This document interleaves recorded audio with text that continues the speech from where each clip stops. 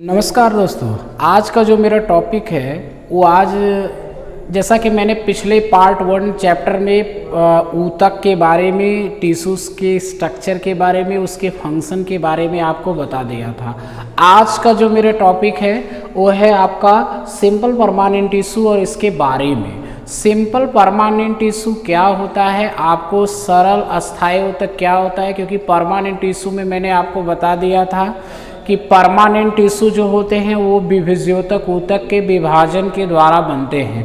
कोई भी meristematic tissue जब डिवाइड करती है तो उसके डिवाइडेशन के द्वारा इनका फॉर्मेशन होता है। ठीक है, तो सवाल ये है कि आप पहले सिंपल परमानेंट टिश्यू के बारे में जानेंगे। सिंपल परमानेंट टिश्यू क्या होता है? those tissue which is consist of only one types of cell। यहाँ पे आप पढ़ेंगे simple permanent tissue is consist of or are made of only one types of cell which perform a uniform system, a perform a common function। Simple permanent tissue बना होता है केवल एक ही प्रकार के कोशिकाओं से जिनका एक कॉमनली यूनिफॉर्म सिस्टम होता है और एक कॉमन फंक्शन होता है, एक परफॉर्म करते हैं, कॉमन वर्क करते हैं। ठीक है, पैरेंट ये 3 टाइप्स के होते हैं। अगर आपको पैरेन्काइमा के विषय में जानना है, देखिए parenchyma storage of food materials, developing thick wall sales.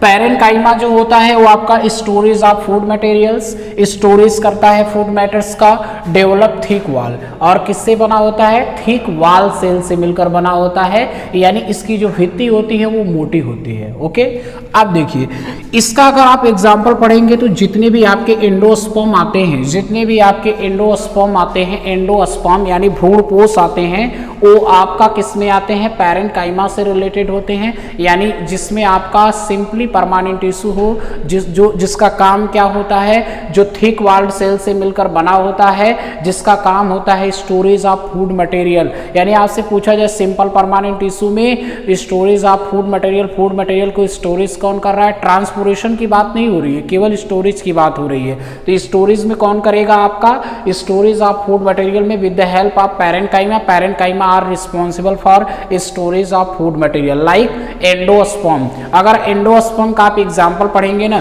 तो एंडोस्पर्म में आपको बहुत सारे स्ट्रक्चर दिखाई देंगे। जैसे एंडोस्पर्म में स्ट्रक्चर आपको दिखाई देने का मतलब ये है, देखिए एंडोस्पर्म जो है अगर आप देखेंगे तो एंडोस्पर्म जब भी आप बनाए, एंडोस्पर्म कहते किसे हैं? आप लोग देखिए एंडोस्पर्म कहते किसे हैं?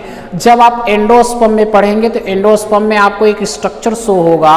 जब आपने पढ़ा था कि एक पॉलन ग्रेन, ध्यान से सुनिए, पुष्प वाले चैप्टर में जाइए हम मेरे यूट्यूब चैनल पे, वहाँ पे आपको पूरा दिखाई दे देगा। फ्लावर के बारे में मैंने बताया है, पुष्पी पादपों में लैंगिक जनन, उसमें पूरा कायदे से मैंने बताया है कि एंडोस्पर्म का फॉर्मेशन पहले फ्लावर के 4 पार्ट होते हैं, कैलिक्स, करोला, गाइनोसियम, एंड्रोसियम। जो कैलिक्स होता है उसका यूनिट सेपल कहलाता है, करोला का एक यूनिट पेटल कहलाता है, एंड्रोसियम जो आपका होता है वो मेल गैमिट होता है, उसका एक यूनिट स्टामेन कहलाता है। स्टामेन के 2 पार्ट होते हैं, एंथर और फिलामेंट्स होते हैं। ओके, एंथर में क्या होता है? एंथर में आपके पॉलन ग्रेन्स बनते हैं। तो ये तो मेल गैमिट रहा। फीमेल गैमिट की बात करें तो फीमेल गैमिट्स में गाइनोसियम कहते हैं। गाइनोसियम की एक यूनिट पिस्टिल कहलाता है या कॉर्पल कहलाता है। उसके 3 पार्ट होते हैं, एक आपका स्टिग्मा, दूसरा स्टाइल, तीसरा ओवरी होता है। सवाल ये है कि जब आप ओवरी पढ़ेंगे, ओव्यूल पढ़ेंगे, ओव्यूल में आपको मैंने बताया था कि हमेशा ओवरी में ओव्यूल बनता है और ओव्यूल के फ्यूनिकिल, चैलेजा, माइक्रोपाइल, उसके साथ साथ इंट्यूबमेंट उसके पार्ट होते हैं।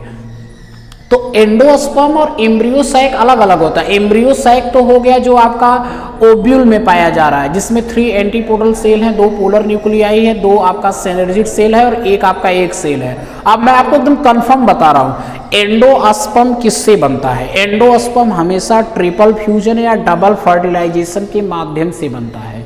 डबल फर्टिलाइजेशन आपको याद होना चाहिए।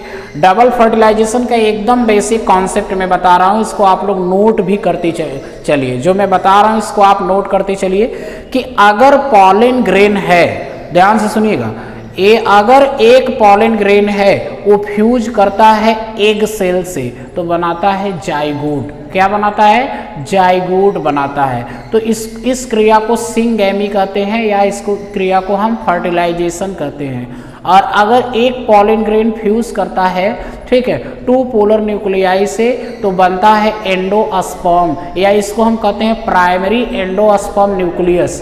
क्योंकि एक पॉलन ग्रेन एक आपका एक सेल फ्यूज किया था तो जाइगोट बना था, एक बार फर्टिलाइजेशन हुआ था जब, लेकिन पॉलन ग्रेन आपका फ्यूज किया पोलर न्यूक्लियाई से तो वो बनता है आपका एंडोस्पर्म, प्राइमरी एंडोस्पर्म न्यूक्लियस, जो कि 3n नेचर का होता है, क्योंकि पोलर न्यूक्लियाई को सेकेंडरी न्यूक्लियस कहा जाता है और 3n होता है। तो एंडोस्पर्म पता चल गया कहाँ से बनता है, पोलर न्यूक्लियाई से बनता है, और किससे बनता है, सेकेंडरी न्यूक्लियस या पोलर न्यूक्लियाई, और आपका पॉलन ग्रेन से बनता है। एंडोस्पर्म का मेन काम होता है न्यूट्रिशन को प्रोवाइड करना एम्ब्रियो सैक को। अब यहाँ पे देखिए, जब भी आपको पैरेन्काइमा का ट्रिक याद करने का होगा, सबसे आसान तरीका है स्टोरेज ऑफ फूड मैटर, ठीक, storage of food material developing thick वाल सेल से मिलकर बना होता है, ठीक है, और आपके एंडोस्पर्म्स होते हैं। एंडोस्पर्म जो आपका होता है, एंडोस्पर्म का बेसिक कॉन्सेप्ट है कि ये आपका 3n होता है। कोलेनकाइमा में क्या बताएंगे, कोलेनकाइमा थिक वाल्ड सेल से मिलकर बना होता है, पेक्टिन और सेलुलोज से मिलकर बनता है। पेक्टिन और सेलुलोज एक प्रकार के पॉलीसेकेराइड होते हैं which is consist of many types of sugar molecule, और largest types of polysaccharide found on earth, पृथ्वी पर पाया जाने वाला सबसे लार्जेस्ट टाइप ऑफ पॉलीसेकेराइड जो होता है वो आपका सेलुलोज होता है। इसके अलावा एक स्क्लेरेनकाइमा है। स्क्लेरेनकाइमा भी जो होता है ना, स्क्लेरेनकाइमा भी जो होता है, मैं आप लोगों को बता दे रहा हूँ, स्क्लेरेनकाइमा भी जो होता है ना, वो भी आपका थिक वाल्ड सेल से मिलकर बना होता है। किससे बना होता है, थिक वाल्ड सेल से मिलकर बनता है, थिक वाल्ड सेल से मिलकर बनता है। और इसका काम क्या है, प्रोटेक्शन प्रोवाइड करना, जैसे नारियल का छिलका है उनमें पाया जाता है, प्रोटेक्शन के लिए पाया जाता है, ठीक है, तो ये प्रोटेक्शन प्रोवाइड करता है। और जनरली आपका जो कोलेनकाइमा होता है, कोलेनकाइमा क्लोरोफिल पार्ट में पाया जाता है। सवाल ये है कि क्या कॉम्प्लेक्स परमानेंट टिश्यू के बारे में हम आप लोगों को बताएं। कॉम्प्लेक्स परमानेंट टिश्यू का देखिए 4 पार्ट, मैं एकदम आउटलाइनिंग आप लोगों को बता दे रहा हूँ। कॉम्प्लेक्स परमानेंट टिश्यू के जो भी पार्ट होते हैं,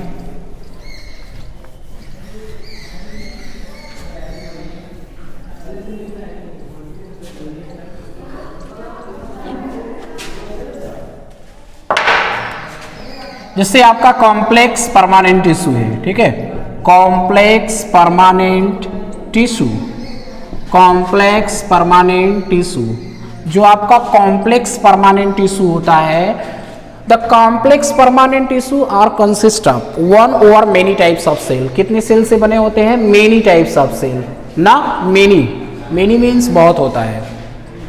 complex permanent tissue which is consist of many types of cell, यानी इसको ऐसे कह सकते हैं, those tissue which is consist of many types of cell, those tissue which is consist of many types of cell और known as complex permanent tissue. Complex permanent tissue are generally, example क्या है, एक आपका xylem है और एक आपका क्या है, फ्लोएम है, क्या है, फ्लोएम है, ठीक है। तो जाइलम और फ्लोएम का आउटलाइनिंग आप देखेंगे तो ये भी 4 पार्ट से मिलकर बना होता है। जाइलम और फ्लोएम अगर आप देखेंगे तो जाइलम भी 4 पार्ट से मिलकर बना होता है। जैसे जाइलम है, जाइलम 4 पार्ट से, जाइलम, ट्रैकिड्स ना, जाइलम, ट्रैकिड्स,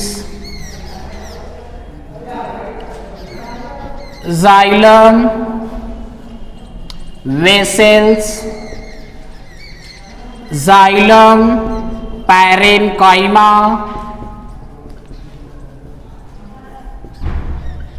जाइलम पैरेन्काइमा और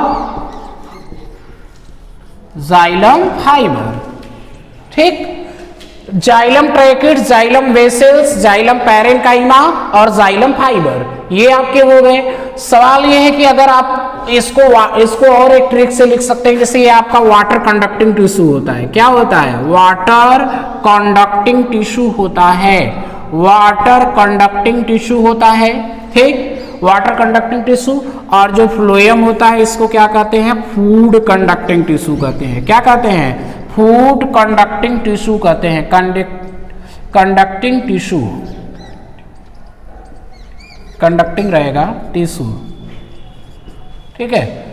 अगर आपको फ्लोएम में भी बताना होगा तो फ्लोएम में भी बता सकते हैं। इसको नोट कर लिए, इसको नोट करते चलिए, xylem tracheid, xylem vessel, xylem parenchyma, xylem fibre, हो गया। एक इसका स्क्रीनशॉट ले लीजिए, हो गया। चलिए ठीक है। अब जैसे अगर आप फ्लोएम में बताएंगे तो फ्लोएम में भी आपका फ्लोएम क्या है, फ्लोएम भी आपका फूड कंडक्टिंग टिश्यू है। क्या है? फूड कंडक्टिंग टिश्यू है। फ्लोएम भी आपका फूड कंडक्टिंग टिश्यू है, फूड कंडक्टिंग टिश्यू है, फूड कंडक्टिंग टिश्यू है। ठीक है, फ्लोएम भी आपका फूड कंडक्टिंग टिश्यू है। ये भी 4 तरीके से मिलकर बनता है। एक आपका फ्लोएम, ठीक है, फ्लोएम आपका क्या है, सीयू ट्यूब्स, सीयू ट्यूब्स। एक आपका फ्लोएम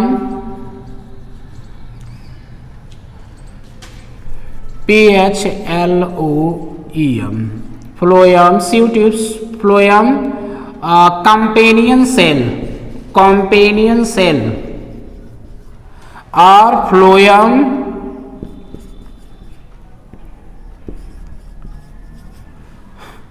फ्लोएम पैरेन्काइमा, और एक आपका क्या है, फ्लोएम फाइबर। ठीक है, फ्लोएम फाइबर, AR5ER। ये आपके 4 प्रकार के। ये तो फूड कंडक्टिंग टिश्यू हो गया किसके बारे में, फ्लोएम के बारे में। ठीक है, ये आपका फ्लोएम के बारे में हो गया।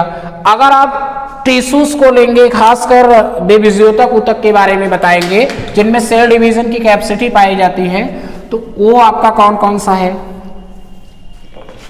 देखिए, एक आपका ऐसी स्ट्रक्चर इसका बनेगा, आप इसको देखिए ऐसे स्ट्रक्चर बनाना सीख जाएंगे कि जब भी आप मेरिस्टेमेटिक टिश्यू की बात करेंगे, मेरिस्टेमेटिक टिश्यू का, तो उनमें आप ऐसे बना सकते हैं। ठीक है, इसको ऐसे बना सकते हैं, ये आपका हो गया। फिर लास्ट में आके आपका क्या हो गया, ये आपका लेटरल मेरिस्टीम है, लेटरल मेरिस्टीम, लेटरल मेरिस्टीम, और ये आपका क्या हो गया, इंटर कैलरी मेरिस्टीम ना, इसको कहेंगे इंटर कैलरी मेरिस्टीम, और इसको क्या कहेंगे, एपिकल मेरिस्टीम, इसको कहेंगे एपिकल मेरिस्टीम। जनरली देखिए, एपिकल डोमिनेंसी को क्रिएट करने वाला हार्मोन्स कौन सा होता है। अगर हम एपिकल डोमिनेंसी के क्रिएट करने वाले हार्मोन्स का नाम बताएं तो वो है ऑक्सिन। ऑक्सिन एपिकल डोमिनेंसी को क्रिएट करता है, एपिकल डोमिनेंसी को बढ़ाने का काम करता है, शीर्ष प्रमुखता को बढ़ाने का काम करता है। और जो जिब्रेलिन होता है, जिब्रेला फ्यूजिकोराई से निकाला गया कवक है, हार्मोन्स है, प्लांट हार्मोन्स है, जिनमें आपने पढ़ा होगा कि उनमें आपका क्षमता पाया जाता है अनिषेक फलन करने का। ठीक है, तो ये आपका जनरली एपिकल मेरिस्टीम हो गया, ये इंटर कैलरी मेरिस्टीम हो गया, ये लेटरल मेरिस्टीम हो गया। ठीक।